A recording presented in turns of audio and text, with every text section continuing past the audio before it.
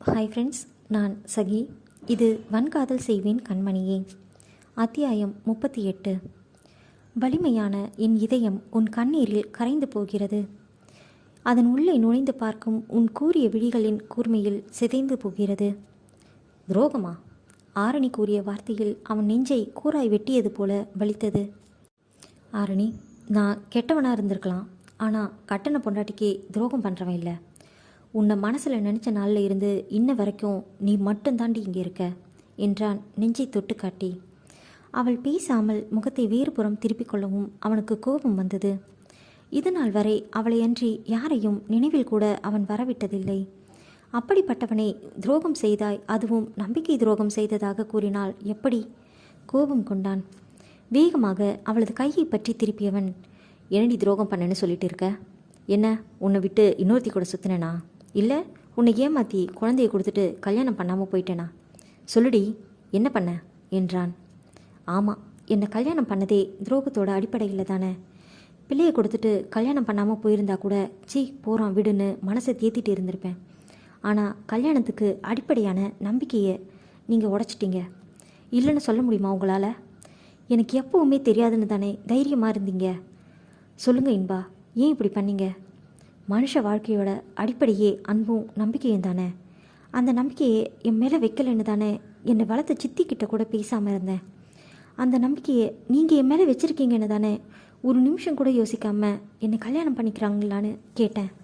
ஆனால் நீங்கள் என்னை அந்த நிலைமைக்கு ஆளாக்கி கூட உங்களுக்கு கொஞ்சம் கூட உறுத்தலை இல்லை. இன்னும் கூட என்ன பண்ணுன்னு என்கிட்டயே கேட்டு நடிக்கிறீங்களே, எப்படிங்க உங்களால் முடியுது? ஆதங்கமாக கேட்டாள். என்னடி நடிக்கிறேன்னு சொல்கிற? ஒழுங்கா தெளிவாக சொல்லு, என்னோட பொறுமையை சோதிக்காத என்றான் பற்களை கடித்து கொண்டு. என்னத்தை சொல்லணும்? அன்றைக்கி என்னை கடத்திட்டு போனது உங்கள் ஆளுங்க தானே. அது இன்னும் எனக்கு தெரியாதுன்னு தானே இவ்வளவு பேசுகிறீங்க. நான் உங்களை அவன் கூட பார்த்துட்டேன். இன்னமும் தெரியாத மாதிரி இருக்கிறதுக்கு நான் ஒன்றும் முட்டாள் இல்லை. என் கூட வா. யார? எப்போ? எங்கே பார்த்த? புரியலை. ஓ, தெரியாதவங்களுக்கு சொல்லலாம், ஆனால் தெரியாதது போல் நடிக்கிறவங்களுக்கு சொல்லி புரிய வைக்கணும்னு அவசியம் இல்லை. பேசாமல் போங்க இங்கிருந்து என அவனை தாண்டி செல்ல பின்னோடு வந்தவன் இம்முறை கையை மெதுவாக பற்றி அவளை அமர வைத்தான். விடுங்க, அவள் சீரியழ. விட்டுட்டு போகிறதுக்கா இவ்வளோ தூரம் தேடி வந்தேன்? அப்புறம் ஏண்டா இவ்வளவு நாள் வரலன்னு நீ நினைக்கலாம். நீ ஏதோ குழப்பத்தில் இருக்க, கொஞ்ச நாள் ஆனால் சரியாகிடும்னு விட்டுட்டு டைம் கொடுத்து பிரிஞ்சிருந்தேன். அதுக்காக ஒரேடியாக விட்டுட்டு போயிடுவேன்னு நினச்சா நீ பழைய இன்பாவை பார்க்க வேண்டி வரும். பொறுமையாகவே எடுத்து கூறினான். இப்போ கொஞ்ச நேரம் இங்கே உட்காந்து என்ன சொல்லணுமோ சொல்லு, இல்லை நான் கேட்குறதுக்கு மட்டுமாவது பதில் சொல்லு. மீறி உனக்கே நான் பதில் சொல்லணும்னு அது இதுன்னு எகிரின செவ்வில் பேத்துருவேன். கையை ஊங்கியிருந்தான். அவன் கையை ஊங்கியதும் அனிச்சை செயலாக அவள் கண்களை சுருக்கி தலையை பின்னுக்கு இழுத்து கொண்டாள். அந்த செய்கையில் சற்றே கோபம் தெளிந்தவன் முகம் மென்மையுற அவள் கூந்தல் கற்றைகளை ஒதுக்கிவிட்டான். நீ பெங்களூர்லேருந்து ஊருக்கு வரும்போது நல்லா தானே பேசிகிட்டு இருந்த, அப்புறம் பஸ் விட்டு இறங்கி வந்த பிறகு தான் பேசலை, ஏன் என்றான். அப்போ யாரை பார்த்த, என்ன பார்த்த என்றான் குழப்பமாக. அவள் பதில் சொல்லாமல் முகத்தை திருப்பிக் கொள்ளவும், ஆரணி இங்கே பாரு என அவள் முகத்தை திருப்பி அவனை பார்க்க வைத்தான். சொல்லு என்றான். தெரிஞ்சுக்கிட்டே கேட்டு கடுப்பை கிளப்பிட்டு இருக்காரு, வாய்க்குள் முனகி கொண்டாள். அதையும் புரிந்து கொண்டவன், சரிடி, தெரிஞ்சுக்கிட்டே கேட்குறதாவே வச்சுக்கோ, இப்போ ஒரு முறை சொல்ல, யாரை பார்த்த என்றான் இறங்கிய குரலில். நீங்கள் என்னை கடத்தி வைக்க சொல்லி யார்கிட்ட சொன்னீங்களோ அவனை பார்த்தேன். அவனை உங்கள் கூட பார்த்தேன். இன்னும் என்ன சொல்லணும் சொல்லுங்க என்றால் கோபமாக. நானா? அதிர்ந்தவன் நெற்றியை நீவி விட்டு கொண்டே எழுந்து அங்கும் இங்கும் நடந்தான். இவளோ அசட்டையாக அவனை பார்த்தபடி அமர்ந்திருந்தாள். உன்னை கடத்தினாங்களா? எப்போ என்றான். இந்த டிராமாவை நீங்கள் நிறுத்தவே மாட்டீங்களா? ஆரணி சலித்து கொண்டாள். அடிங்க என அவளை அடிக்க கையை ஓங்கியவன் அப்படியே நிறுத்திவிட்டு, எப்போ என்றான் இறுகிய குரலில். அவன் கோபம் அறிந்தவளாக, நம்ம கல்யாணத்துக்கு முன்னாடி நாள் என்றாள். சில நிமிடங்கள் யோசனையாக நடந்தவன் ஃபோனை எடுத்து யாருக்கோ அழைத்தான். அவன் ஃபோனை எடுத்ததும், மச்சான் சொல்லு மச்சான் என்றான் எதிரிருந்தவன். டே வேலு. கெட்ட வார்த்தையில் அவனை திட்டியவன், அன்னைக்கு யாராவது பொண்ணை தூக்குனீங்களா என்றான். அது அது என அவன் தயங்கிட ஃபோனை லவுட் ஸ்பீக்கரில் போட்டவன், இப்போ நீ சொல்லலை, உன்னை சங்கிலேயே மிதித்து கொண்டுடுவேன், சொல்லுடா நாதாரி என்றான். இன்பா, உனக்கு இந்த மாதிரி வேலையெல்லாம் பிடிக்காதுன்னு தெரியும். ஆனால் எனக்கு என்ன உன்னை மாதிரி அடிதடியாக தெரியும். 4 அடிக்க கூட தாங்க மாட்டேன். எம்எல்ஏ அண்ணன் உங்ககிட்ட சொன்னார்ல, அந்த வரதம் பொண்ணை தூக்க சொல்லி. அதான் நீ கூட முடியாதுன்னு சொல்லிட்டியே. அந்த பொண்ணை நான் தான் இன்பா தூக்க போனேன் என்றான். மேட்டர் என்ன? சக்ஸஸா? போட்டு வாங்கினான்.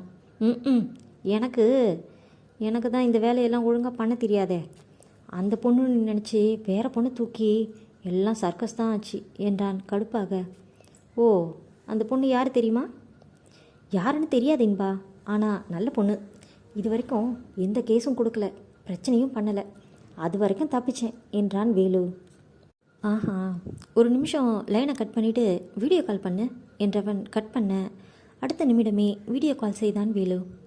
சொல்லு இன்பா, நீ தப்பாக கடத்தின பொண்ணு இதுதானா பாரு. ஆரணியை காட்டினான். இன்பா, இந்த பொண்ணு தான் என கூறியவன் சட்டென முகம் வெளிரி, இன்பா இந்த பொண்ணு என தடுமாறினான். ஏண்டா புறம்போக்கு, உனக்கு எவ்வளோ தைரியந்தா என் பொண்டாட்டியை கடத்திட்டு அதை என்கிட்டயே சொல்லுவ என பல்லை கடித்தான் இன்பா. ஐயோ இன்பா, இது இல்லை, இவங்க நம்ம அண்ணின்னு எனக்கு தெரியாது இன்பா. தெரிஞ்சு நான் பண்ணல, புரிஞ்சுக்கோ இன்பா என்றான் மன்றாடலாக. டேய் நாதாரி என ஆரம்பித்து வாயில் வந்த கெட்ட கெட்ட வார்த்தைகள் எல்லாம் வசை மாறியாக அவன் பொழிய இங்கே ஆரணியோ காதை பொத்தி கொண்டு அமர்ந்து விட்டாள். அந்த பக்கம் இருந்த வேலுவோ கண்ணீர் விடாத குறையாக அவனிடம் கெஞ்சி கொண்டிருந்தான். ஆனால் இன்பா விடவில்லை. பொறுத்து பொறுத்து பார்த்த ஆரணி அவனிடம் இருந்து ஃபோனை பிடுங்கியிருந்தாள். பிடுங்கிய ஃபோனை வாங்கி அணைத்தவள் அடுத்த நொடி கணவனையும் அணைத்து கொண்டாள். அவள் அணைப்பை ஏற்காமல் அவளை விளக்க முயன்ற இன்பா விடுடி என கர்ஜனையாக கூறினான். அதட்டலில் சற்றே நகர்ந்து கொண்டாலும் அவன் சட்டையை விடவில்லை. பெண் இன்பா சாரி என சொல்ல வர கையை உயர்த்தி தடுத்தவன் வேண்டாம் என்பது போல தலையாட்டினான். ஏண்டி அவ்வளவுதானா, இல்லை இன்னும் இருக்கா என்றான். என்ன இருக்கா? அவனையே திருப்பி கேட்டாள் மனைவி. ஒன்று வச்சென்னு வெய் என கையை ஊங்கியவன் அப்படியே இறக்கினான். உப்பு சப்பு இல்லாத விஷயத்துக்கு என்கிட்ட பேசலை, என்னை பார்க்கல, சொல்லிக்காம ஊர் விட்டு ஊர் வந்து உட்காந்துட்டு இருக்க. படித்தவ தானே நீ, எதுனாலும் நேரில் பேச மாட்டியா? அவ்வளவு என்னடி நான் உங்ககிட்ட கொடுமைக்காரனாக நடந்துக்கிட்டேன்? மனசில் இருக்கிறத பேசக்கூட முடியாத அளவுக்கு நம்ம உறவில் நெருக்கம் இல்லையா? இல்லை அந்த நெருக்கத்தை நான் உனக்கு கொடுக்கலையா? நீ என்ன நினச்சிட்டு இருக்க? உன்னை வெம்படியாக கல்யாணம் பண்ண கேட்டேன், நீ முடியாதுன்னு சொன்னதும் உன்னை பழி வாங்க நினச்சிருந்தேன். அப்புறம் ஒரு பிரச்சனையில் உன்னை லாக் பண்ணி உன் வாயாலேயே என்னை கல்யாணம் பண்ணிக்க சொல்லி செஞ்சேன்னா அதானே என கேட்டான். சரி சொல்லு, உன் மேலே நம்பிக்கை இருந்தால் கல்யாணம் பண்ணிக்கோன்னு நீ தான் சொன்ன. நீயா சொல்கிற வரைக்கும் அன்றைக்கி என்ன நடந்ததுன்னு கேட்கக்கூடாதுன்னு சொன்னேன். இது நாள் வரைக்கும் நான் உனக்கு கொடுத்த நம்பிக்கையை காப்பாற்றிட்டு தான் வரேன். ஆனால் இனி ஏன் நான் அதை காப்பாற்றணும்? உன்னை பொறுத்த வரைக்கும் இதெல்லாம் பண்ணதுனா, அதனால தான் இது வரைக்கும் என்ன நடந்ததுன்னு நான் உன்கிட்ட கேட்கல. எனக்கு தெரிஞ்ச விஷயத்த ஏன் கேட்கணும்னு இருந்திருக்கேன், அப்படி தானே? சரிடி, இப்போ சொல்லு, என்ன நடந்தது என கேட்டான். ஆரணி சொல்ல தயங்கி நிற்கவும், இப்போ சொல்றியா என்றான் பிடிவாதமாக. இனி அவள் சொல்லாமல் அவன் விடமாட்டான் என தெரிந்தவள் சொல்ல துவங்கினாள். முதலில் அன்று அனிகா அவளை ரெஸ்டாரண்ட் வர கூறியிருந்ததை கூறினாள். அடுத்து அவள் அண்ணன் காதலை சொன்னதையும் அதற்கு அவள் மறுப்பு கூறியதையும் சேர்த்தே கூறினாள். அதை கூறிவிட்டு அவன் முகம் பார்க்க அவனோ எந்த உணர்வுகளையும் காட்டாமல் அமைதியாக இருந்தான். அவள் நிறுத்திவிட்டு அவன் முகத்தை ஆராயவும், என்ன என்றான் அவள் முகம் பார்த்து. ஒன்றுமில்லை என கூறியவள் அன்று நடந்ததை தொடர்ந்தாள். ஆரணி அவர்கள் இருவரிடமும் பேசிவிட்டு வெளியே வந்தாள். அந்த இடத்தில் பஸ் ஸ்டாண்ட் எங்கே இருக்கிறது என அவள் பார்த்து கொண்டு இருக்கும்போதே ஒரு கார் அவளை உரசி கொண்டு வந்து நின்றது. அதில் இருந்து ஒருவன் கையை வெளியே நீட்டி அவளை இழுத்து உள்ளே தள்ளினான். மற்றொருவன் முகத்தில் எதையோ வைத்து அழுத்த ஆரணி மயக்கமடைந்தாள். அதன் பிறகு என்ன நடந்தது என்று அவளுக்கு தெரியவில்லை. கண்களை திறந்தபோது எதிரே 4 மட்டும் முகமூடி போட்டு இருந்தனர். என்னை எதுக்கு தூக்கிட்டு வந்திருக்காங்க? அவள் யோசிக்கும் முன்பே ஒருவன் எழுந்து அவள் அருகில் வந்து, ஏமா நீ வரதம் பொண்ணு தானே என கேட்டான். இவன் என்ன லூசா என நினைக்கும் போதே, அதான் சொல்கிறேனே அண்ணாத்த, இது அந்த பொண்ணு இல்லை என்றான் மற்றொரு முகமூடி. டேய் இருடா, அதை அந்த பொண்ணு சொல்லட்டும். ஏம்மா சொல்லுமா, நீ அந்த வரதம் பொண்ணு தானே என கேட்டான். அவன் கேட்கும் தோரணையே ஆமாம் என்று கூறிவிடு என கெஞ்சும் தோரணையில் இருந்தது. அவர்களை நன்றாக கவனித்து பார்த்தவள், நீங்கள் மாஸ்க்கை கட்டுங்க, அப்போ தான் சொல்லுவேன் என்றாள். அவனும் எதுக்கு என கேட்டான். மூஞ்சி முகர தெரியாதவங்க கிட்ட எல்லாம் நான் யார் என்னன்னு சொல்லக்கூடாதுன்னு எங்கள் அப்பா சொல்லியிருக்காங்க. ஒன்று உங்கள் மூஞ்சி தெரியணும், இல்லை நீங்களே கண்டுபிடிச்சிக்கோங்க என கூறினாள். அவன் பேச்சிலிருந்தே அவன் ஒரு வெத்து வெட்டி என யூகித்து கொண்டாள். அவன் முகமும் தெரிந்து விட்டால் போதும், பிறகு என்ன செய்வது என யோசித்து கொள்ளலாம். என்ன யோசித்தானோ, இதை பாரு தங்கச்சி, நான் கழட்டுவேன், ஆனால் முதல்ல கழட்டுங்க, சும்மா ஆனா ஆவணான்னு பேசிக்கிட்டு என்றாள். அது நீ போலீஸ்க்கெல்லாம் போகக்கூடாது சரியா என கேட்டான். இவளும் சரி என தலையாட்ட முகமூடியை கழட்டினான் வேலு. அவன் முகத்தை பார்த்தே அவன் ஒரு காமெடி பீஸ் என தெரிந்து கொண்டாள். நான் வரதம் பொண்ணு இல்லை என்றாள் தைரியமாக. ஐயோ, இப்போ என்னடா பண்ணுறது மற்றவர்களிடம் கேட்டான் வேலு. எங்களை கேட்டா நீ தானே சொன்ன அந்த பிங்க் கலர் ட்ரெஸ் போட்ட பொண்ணை கடத்தணும்னு, அதான் நாங்கள் செஞ்சோம். இப்போ ஆள் மாறி போச்சுன்னு சொன்னால் என்ன பண்ணுறது என்றனர் மற்றவர்கள். அட பாவிங்களா, வேலு தலையில் கை வைத்து கொண்டு அமர்ந்து விட்டான். ஆரணிக்கு சிரிப்பு தான் வந்தது. சிரிப்பு போலீஸ் மாதிரி இவங்க சிரிப்பு ரவுடிங்க போல என நினைத்து கொண்டாள். முதல்ல கழட்டுங்க, சும்மா ஆனா ஆவணான்னு பேசிக்கிட்டு என்றாள். அது நீ போலீஸ்க்கெல்லாம் போகக்கூடாது சரியா என கேட்டான். இவளும் சரி என தலையாட்ட முகமூடியை கழட்டினான் வேலு. அவன் முகத்தை பார்த்தே அவன் ஒரு காமெடி பீஸ் என தெரிந்து கொண்டாள். நான் வரதம் பொண்ணு இல்லை என்றாள் தைரியமாக. ஐயோ, இப்போ என்னடா பண்ணுறது மற்றவர்களிடம் கேட்டான் வேலு. எங்களை கேட்டா நீ தானே சொன்ன அந்த பிங்க் கலர் ட்ரெஸ் போட்ட பொண்ணை கடத்தணும்னு, அதான் நாங்கள் செஞ்சோம். இப்போ ஆள் மாறி போச்சுன்னு சொன்னால் என்ன பண்ணுறது என்றனர் மற்றவர்கள். அட பாவிங்களா, வேலு தலையில் கை வைத்து கொண்டு அமர்ந்து விட்டான். ஆரணிக்கு சிரிப்பு தான் வந்தது. சிரிப்பு போலீஸ் மாதிரி இவங்க சிரிப்பு ரவுடிங்க போல என நினைத்து கொண்டாள். ஹலோ ரவுடி அண்ணா, நான் உன்னை சொல்லவா என்றாள். நீயா, என்னம்மா என்றான் அவன். என்ன இப்படியே விட்டுடுங்க, நான் போய்க்கிறேன் என்றாள். ஆ, எப்படி அப்படி விட முடியும், நீ போலீஸில் சொல்லிட்டா என கேட்டான். இங்கே பாருங்க ரவுடி அண்ணா, போலீஸ் அது இதுன்னு போனால் எனக்கும் தான் பிரச்சனை. நாளைக்கு கல்யாணம் காட்சி நடக்க வேண்டாமா, அதனால் போலீஸ்க்கெல்லாம் போக மாட்டேன், நீங்கள் என்னை விட்டுடுங்க என்றாள்.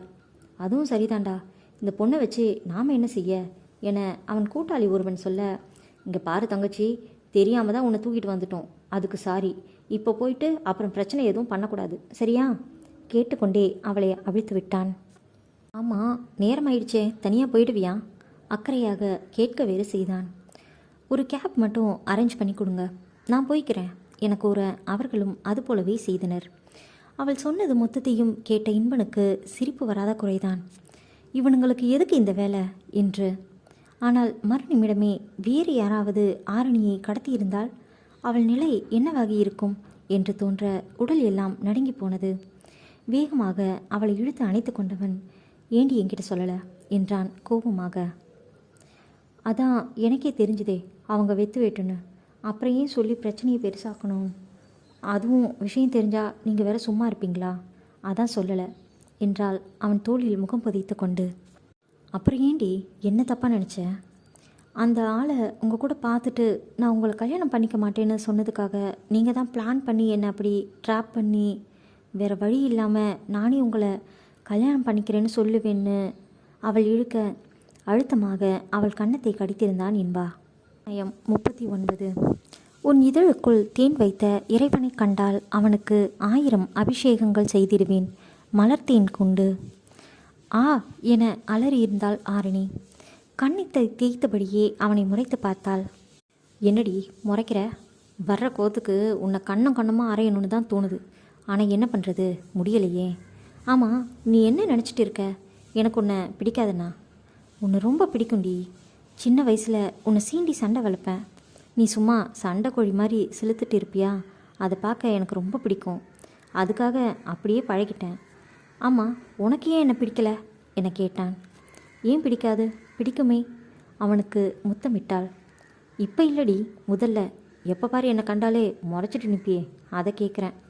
ஆமாம், எப்போ பாரு எங்களுக்கு யாரும் இல்லை, சித்தி சித்தப்பா தயவில் தான் இருக்கும்னு சொல்லி காட்டிகிட்டே இருப்பீங்க, எனக்கு ஒரே கஷ்டமாக இருக்கும், அதனால தான் பிடிக்காது என உண்மையை மறைக்காமல் கூறினாள். ஏண்டி, எங்கள் வீட்டில் எல்லோருக்குமே உன்னையும் உன் தம்பியும் பிடிக்கும், நல்லா பார்த்துப்பாங்க. நானும் பிடிக்கிற மாதிரியே நடந்துக்கிட்டா அவங்களுக்கு சாதாரணமாக தானே இருக்கும், அதனால தான் எனக்கு பிடிக்காத மாதிரி நடந்துப்பேன், அவங்களும் உங்களை சிறப்பாக கவனிப்பாங்க என்றான். அவன் சொன்னதை கேட்டதும் நிஜமா என கண்கள் விரித்து அவனை பார்த்தவள் முகம் மலர்ந்தது. அவள் கண்களில் முத்தமிட்டான் இன்பா. நீயும் நானும் தனியாக இருந்ததுக்கு மாமா ரொம்ப வருத்தப்பட்டார். கிரிஜா கூட அதால தான் நீ கோச்சிட்டு போயிட்டுன்னு கடையை விட்டு போகிறேன்னு சொல்லிச்சு. ஆனால் எனக்கு தெரியும் உனக்கு என் மேலே அந்த மாதிரி சந்தேகம்லாம் இல்லைன்னு என்றான். அப்படி சொல்லிட முடியாது. ஊருக்குள்ளே நிறைய பேர் உங்களை தப்பாக சொல்லும்போது இவனுக்கு என்ன கேடு, ஒழுங்காக இருந்த என்னவா அப்படின்னு தோணும். அப்புறம் அவன் எப்படி இருந்தால் நமக்கு என்னென்னு மனசை அதட்டி வச்சுப்பேன். ஆனால் அன்றைக்கி இளங்கோ கடைவாசலில் கிரிஜா கிட்டே பேசிகிட்டு இருந்தீங்க பாருங்கள், அப்போ ரொம்ப கோபம் வந்துச்சு. ஒரு நாள் காலையில் நான் கோலம் போடும்போது ஷால் இல்லாமல் இருந்தேன்னு என்ன பேச்சு பேசுனீங்க. அன்றைக்கி அது மட்டும் ஷால் போடாமல் கடை வீதியில் நிற்கிது, அதுக்கிட்ட நல்லா இழிச்சு இழிச்சு பேசிகிட்டு இருந்தீங்க. அப்போவே அவங்கள இழுத்து வச்சு அரையணும் போல இருந்தது என்றாள் கோபமாக. ஓ, அதுக்காகத்தான் அன்றைக்கி சொல்லாமல் ஆட்டை ஏறி போனியா என்றான் அந்த நாளை நினைவு கூர்ந்து. ஆமாம் என தலையாட்டினாள் ஆரணி. ஏண்டி, என் கண்ணு உன்னை தவிர மற்ற பொண்ணுங்க முகத்தை தாண்டி போனதே இல்லை. அப்புறம் அவள் ஷால் போட்டிருக்காளா இல்லையான்னு நான் எங்கே பார்த்தேன். இனிமே வேணும்னா பார்த்து சொல்கிறேன் என்றான் குறும்பாக. என்னது பார்த்து சொல்கிறீங்களா என அவனை அடிக்க சிரிப்புடன் அதை வாங்கி கொண்டவன் அவள் கரம் பற்றி நிறுத்தி இதழில் இதழ் பதித்தான். பல நாட்கள் கழித்து இருவருக்குமான முத்தம். அவளுமே ஆவலாக அவனுக்கு ஈடு கொடுக்க இத்தனை நாட்கள் தவிக்க விட்டதற்கும் சேர்த்து இன்று வசூல் செய்து கொண்டான். மூச்சு வாங்க அவனை விலக்கி விட்டவள் முறைத்து பார்க்க, முறைச்சே தாண்டி என்ன மயக்கிட்ட என்றான். மெல்ல அவள் வயிற்றை வருடியவன் எவ்வளவு நாள் ஆகுது என்றான் ஆசையாக. 2 மாதம் அவள் கனிவாக கூறினாள். வீட்லேயும் யார்கிட்டையும் சொல்லியிருக்க மாட்டியே என கேட்டான். இல்லை என்பது போல தலையாட்டினாள். சரி கிளம்பலாமா அவன் கேட்டான். அது இன்னொன்று கேட்கணும் என்றாள் அவள். இன்னும் என்னடி? அவளை தூக்கி மடியில் அமர்த்தி கொண்டு வயிற்றை வருடியபடியே கேட்டான். என் கூட வேலை பார்க்குற அந்த அனிகா ஏதோ சொன்னதா அவள் இழுக்க. வார்த்தையை இழுக்காதடி. எவ்வளோ ஏதோ சொன்னால் நம்புறதுக்கு நான் என்ன முட்டாளா? அது ஏதோ லூசு உளறிட்டு போனால் அதெல்லாம் சீரியஸாக எடுத்துப்பாங்களா என்றான் அவன் வேலையில் கவனம் வைத்து. அவளுக்கு அவனை எப்போது பிடித்தது என்று தெரியாது. ஆனால் இந்த நிமிடம் அவளுக்கு ஒருவரை உயிரின் ஆழம் வரைக்கும் பிடிக்கிறதென்றால் அது அவனாகத்தான் இருக்கும். காதலுடன் அவனை பார்த்தவள், போகலாமா? ஆனால் ட்ராவல் பண்ணலாமான்னு யார்கிட்டையாவது கேட்கணும். விஷயம் தெரிஞ்சதுமே கிளம்பி வந்திருப்பேன். பாப்பாவுக்கு ஏதாவது ஆகிடுமோன்னு தான் பயந்துட்டு வரல என்றாள். ஏண்டி, இவ்வளோ அக்கறை இருக்கிறவ இந்த மாதிரி நேரத்தில் இப்படித்தான் தனியாக கஷ்டப்படுவியா? பக்கத்தில் பெரியவங்க இருக்கணும்னு தோணலையா? இல்லை என தலையாட்டியவள், நீங்கள் பக்கத்தில் இருந்தால் நல்லா இருக்கும்னு தான் தோணுச்சு என்றாள். அவளை நெஞ்சோடு இறுக்கி கொண்டவன், வீட்டில் எல்லாருக்கும் சொல்லுவோம் என ஃபோனை எடுத்தான். முதலில் விஷயத்தை செந்திலிடம் கூறப்போக, பாட்டி தான் நம்ம குடும்பத்துக்கு மூத்தவங்க, அவங்கக்கிட்ட முதல்ல சொல்லுங்கள். நல்ல விஷயம் சொல்கிறோம், அதில் என்ன ஓரவஞ்சனை என்றால் குற்றம் சாட்டும் விதமாக. என்னால் அவங்க உன்னை பேசினதையெல்லாம் மறக்க முடியலடி என்றான் கோபமாக. இன்பா, பெரியவங்க என்ன பேசினாலும் நல்லதுக்கு தான். பாருங்கள், பாட்டி அப்படி பேசினதால தானே நானே வந்து உங்களை கல்யாணம் பண்ணிக்கிறேன்னு சொன்னேன். அப்போ நம்மளுக்கு நல்லது தானே நடந்திருக்கு. சற்று நேரம் யோசித்தவன் ஃபோனை எடுத்து தாய்க்கு அழைத்திருந்தான். சந்தோஷம் தாழாமல் கண்ணீர் விட்ட கோகிலா மனம் தாழாமல் பிள்ளையிடம் தான் நினைத்ததை கூறி அழுதார். வேண்டுமென்றுதான் அப்படி பேசினேன் என்று அதற்காக காரணத்தையும் கூறி மன்னிப்பு கூறினார். அடுத்தடுத்து அண்ணன், அண்ணி, அக்கா, மாமா, மச்சான் என எல்லோரிடமும் விஷயத்தை கூறி முடிக்கவே அவனுக்கு மூச்சு முட்டியது. அவன் தலையை கோதியபடி பேசிக்கொண்டிருக்க அவனையே பார்த்திருந்தவள் அவன் படும் அவஸ்தை கண்டு பொங்கி சிரித்தாள். அடுத்து அவளிடம் ஃபோனை நீட்டினான். இத்தனை நாட்கள் இதனை சொல்லாமல் இருந்ததற்காக அவளையும் எல்லோரும் திட்டி தீர்த்தனர். கூடவே மறுநாள் ஹாஸ்பிட்டலில் செக்கப் செய்து கொண்டு பத்திரமாக கிளம்பி வருமாறு கூறினார்கள். அதேபோல மறுநாள் ஹாஸ்பிட்டலில் சென்று செக்கப் செய்து கொண்டு பயணம் செய்யலாம் என்ற பதிலில் இருவருமே மகிழ்ந்து போயினர். அலுவலகத்தில் விவரம் சொல்லிக்கொண்டு மீண்டும் பழைய அலுவலகத்திற்கே மாற்றலுக்கு விண்ணப்பித்துவிட்டு கிளம்பினர். காரில் செல்லலாம் என ஆரணி கூற அதனை மறுத்துவிட்டவன் மனைவியை அலுங்காமல் விமானத்தில் அழைத்து கொண்டு கிளம்பினான். இனி அவர்கள் வாழ்வின் பயணம் எல்லாம் இனிதாய் அமைய நாமும் வாழ்த்து கூறி விடைபெறுவோம். நன்றி. ஹாய் ஃப்ரெண்ட்ஸ், நான் சகி. இது என்னோட முதல் முயற்சி. ஓரளவுக்கு சக்ஸஸ் ஆகிருக்குன்னு தான் சொல்லணும். ஏன்னா இந்த புக் நல்லாவே முடிஞ்சிருச்சு. அடுத்தது ஜனவரிக்குள்ளே ஸ்டார்ட் பண்ணலான்னு இருக்கேன். இந்த முதல் முயற்சிக்கே நல்லதான் ஆதரவு கொடுத்த உங்கள் எல்லாருக்கும் ரொம்ப தேங்க்ஸ். அப்புறம் இது வரைக்கும் வாய்ஸ் ட்ரை பண்ணதில்லை. நான் அமேசான் கிண்டலில் தான் போட்டுட்ருந்தேன். இப்போது சடனாக ஆடியோ புக் ட்ரை பண்ணி பார்க்கலாமேன்னு தோணுச்சு. அதனால தான் இதை போட்டேன். இந்த ஸ்டோரி அமேசான் கிண்டலில் ரொம்ப நல்லாவே சேல் ஆச்சு. அதனால் இந்த ஸ்டோரி போடணுன்னு தோணுச்சு. அடுத்து போட போகிற ஸ்டோரி கூட அப்படி தான். என் மனசுக்கு ரொம்ப நெருக்கமான கதை. ரொம்ப பிடிச்சி ரசித்து எல்லாமே அப்படி தான் எழுதுவோம் இல்லையா? என்னவோ எனக்கு அந்தளவுக்கு பேச வரல. இந்த யூடியூபர்ஸ்லாம் எப்படி தான் இப்படி வளவலன்னு பேசுகிறாங்களோ. நம்மளும் ட்ரெயின் ஆகணுமோ? அதெல்லாம் இல்லை. நாம் வெறும் வாய்ஸ் தானே, பார்த்துக்கலாம். எனக்கு இந்த ஓகே, தேங்க்யூ. அப்புறம் ஃப்ரெண்ட்ஸ், உங்களுக்கு ஏதாவது சஜஷன்ஸ் இருந்தால் சொல்லலாம். ஏன்னா இதுக்கு முன்னாடி ஒருத்தங்க மூவி மாதிரி அப்லோட் பண்ணுங்கன்னு சொல்லியிருந்தாங்க. சத்தியமாக எனக்கு அப்படின்னா என்னன்னு கூட தெரியல. இதையே பெரிய ஸ்ட்ரகிளுக்கு அப்புறம் தான் போட்டுட்ருக்கேன். அதனால் அடுத்த ஸ்டோரியும் இந்த ரேஞ்சில் தான் இருக்கும். ஐ மீன் அப்லோட் பண்ணுற ஸ்டைல் சொன்னேன். ஸ்டோரியில் எந்த குறையும் இருக்காது. உங்களுக்கு வேறு மாதிரி ஏதாவது செய்யணும், இல்லை இப்படி செஞ்சால் நல்லாயிருக்கும், அப்படி ஏதாவது சொல்லணுன்னு தோணுச்சுன்னா எனக்கு கமெண்ட் பண்ணுங்கள். நான் பார்த்துக்கிறேன். Okay, thank you.